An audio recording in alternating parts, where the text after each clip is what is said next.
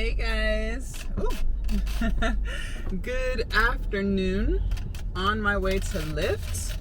No yoga today, and we're actually doing a late afternoon lift. So today I wanted to ask you guys, do you know how to let things go? Do you know how to let things go?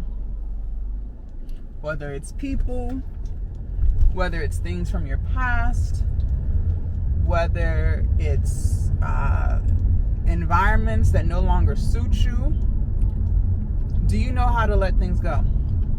Or are you the person who holds on to it and just lets it fester, and you have luminance? No, the word will come to me, but you keep replaying it over and over. Ruminants, I think it's called ruminants. Correct me in the comments. I forgot what the word is. But do you just let things just cycle in your head over and over and over again? You replay the situation back to back to back to back to back. I used to be that. I used to never be able to let stuff go. If it hurt me, if it caused me any type of anxiety, if it brought tears to my eyes, whatever it was, I could not let it go. I was the person that would allow arguments to replay in my head and consume me. It would consume me, you guys. I can't make this up. And I also struggled with letting things go, as in people. I could see a relationship wasn't working. I could see it with my own two eyes, right? It was obvious. It's not working. But instead of me just learning how to just let it go, move on, I would always try to fix it.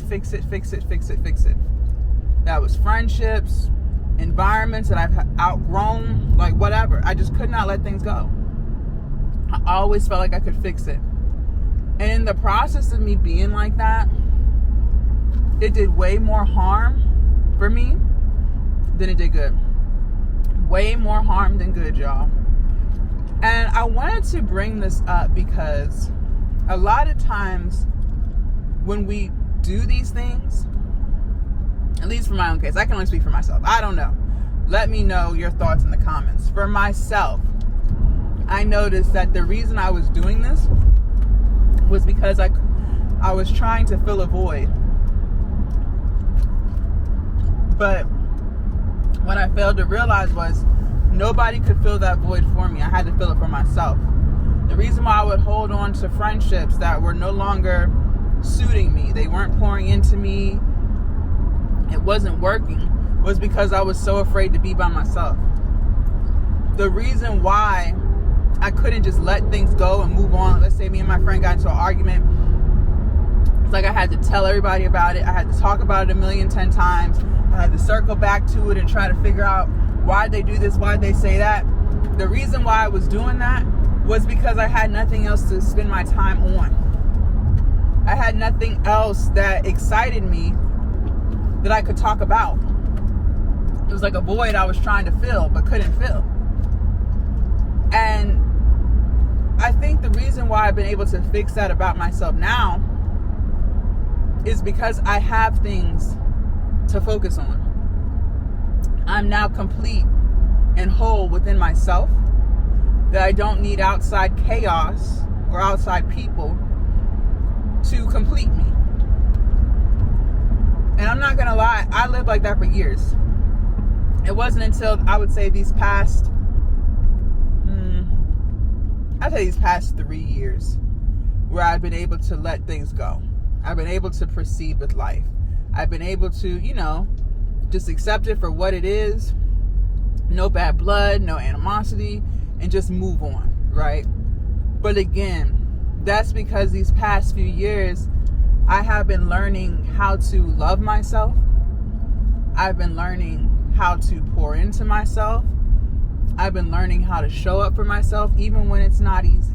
even when it's not easy, even when you feel like giving up. Also, too, I learned how to protect my peace. For me, people always used to show me who they were. Always. But I would always give people the benefit of the doubt. Always. Well, they didn't mean it like that. I'm just probably overthinking it. Maybe they just had a bad day, right? I'm sure we've all done that at some point. Can't do that.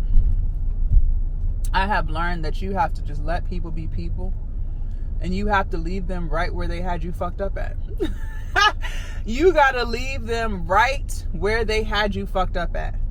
You got to stand 10 toes down. You got to hold on to them boundaries. And sometimes you just got to accept that y'all just going to agree to disagree. I used to always think that I couldn't move on until they saw it from my point of view. Listen, a lot of times sometimes people will see things from your point of view, but sometimes they may not. They might not ever see it from your point of view, right? Because y'all got on two different lenses. Y'all done been through different life experiences that have made you who you are. It's okay to agree to disagree. It's okay to accept, you know what, the person I'm becoming, this person right here, they don't align. It doesn't make them a bad person. It just means they're not for me. It's okay. That is okay. That's okay. But back then, I never thought it was okay. I never thought it was okay. And then on top of that, like I said, I didn't have anything else to spend my time on. I didn't have anything else to think about. The chaos or the drama that took place between me and a friend, that's all that would fill my life. There was nothing that I was looking forward to back then that would allow me to forget about it, that would allow me to stop dwelling on it. I had nothing. I had a job that I hated, right? I wasn't working on myself in any way, shape, or form. I had nothing else to occupy my mind but drama at work, but an argument that I had with my friend 2 weeks ago. Like, it was crazy. But again, I was trying to fill a void.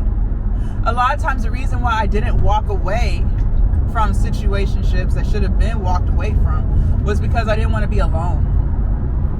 I used to be so afraid of being alone. I couldn't sit in loneliness for too long. Like, I would either text someone, call someone, make plans to go see someone, reopen doors that should have been shut, locked, key thrown away years ago. Because I could not just sit with myself and just be at ease and know I'm okay. I couldn't do it. I could not do it. It's like I was running away from myself. And so in order for me to run away from myself, I had to be around people so that I could avoid being with just myself. And the people who I would choose to be around were not necessarily good people for me, right? And honestly, at that time, I wasn't even a good person for me. I wasn't even a good person for me. So it's not just them, it's who I was back then, right? That's why I used to distract myself with stuff like alcohol. That's why I used to overeat. I didn't have any positive coping mechanisms or anything. My coping mechanisms was always external. Always, always, always. But it's like you keep running from yourself, you're going to hit a brick wall. It's all just going to come crashing down at some point. It happens for different people at different points in their life. And when I quit my job, that's when things started to crash for me. Because everything that I knew, the life that I knew before entrepreneurship was coming to an end. It had to. If I really wanted to embark on this life that I had been manifesting, I've been asking God to make me a business owner for years before it even happened. I was gonna have to change. I wasn't gonna be able to keep running from myself and thinking that I could just continue to outrun. And so here I am. It all started crashing down because I had quit my job. I started to realize the people who were closest to me were fake as fuck because they were all talking shit about me. talking about how stupid I was for quitting. I'm dumb. I'm going to fail.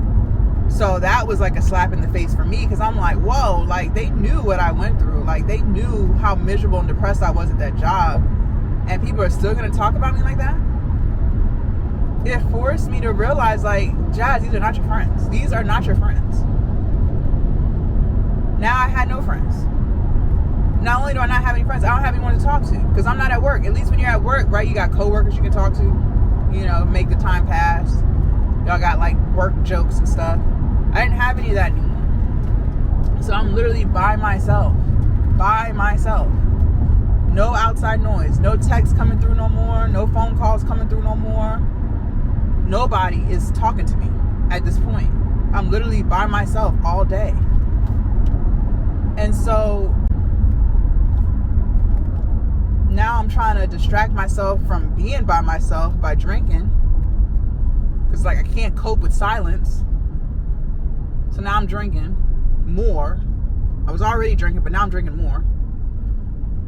And nothing was working out. Like, I'm trying to run this business. It's not working. It's like something inside of me, which I believe was God, was telling me, Jazz, you need to go get help. Like, you need to go talk to somebody. So I did. I went and scheduled a counseling session.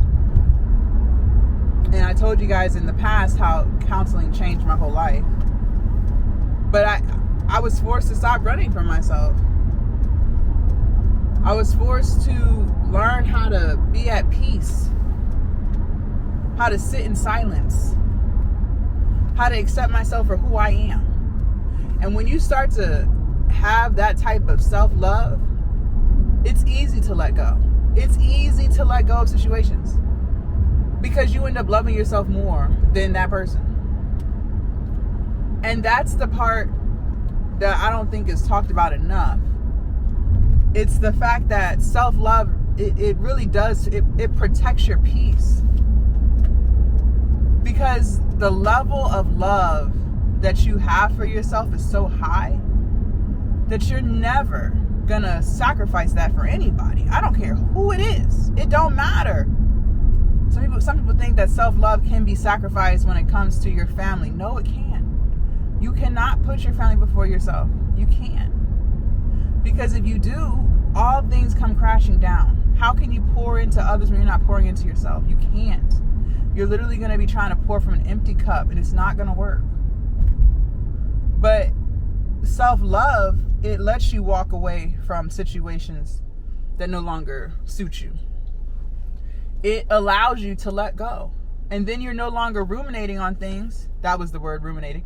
You're no longer ruminating on things because now you have things to fill your time.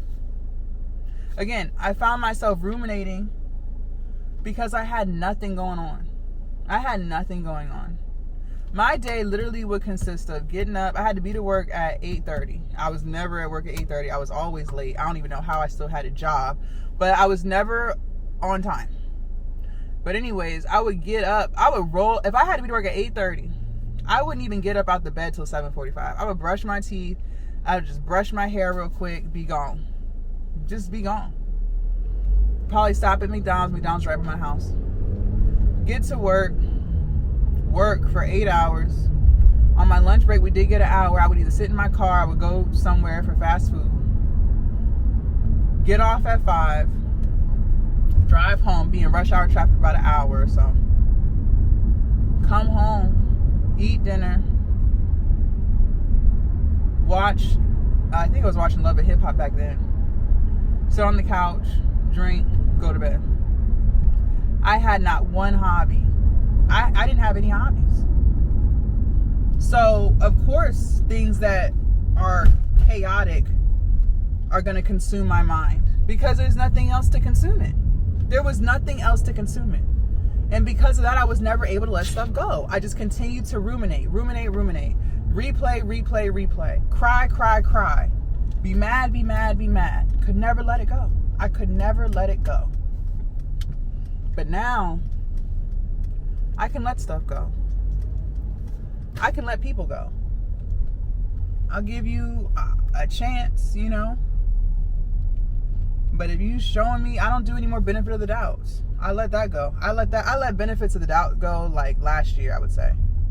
Last year I stopped doing benefit of the doubts because most of the time the thoughts I thought about that person and I did give them a benefit of the doubt, come to find out I was right in the first place. That has never failed. That has never failed. Has that happened to you? Leave a comment down below. Has that happened to you? Do you know what I'm talking about? You give somebody a benefit of the doubt, you think you're overthinking, being sensitive, whatever, and then come to find out you was right the whole time. That's why I don't do benefit of the doubts no more. I stopped that. I started trusting my gut. And I just keep people where they had me fucked up at.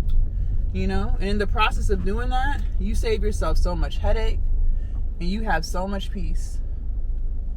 Just pulled up, y'all, about to lift. Leave a comment down below. Let me know your thoughts on this topic, and I'll see y'all tomorrow. Bye.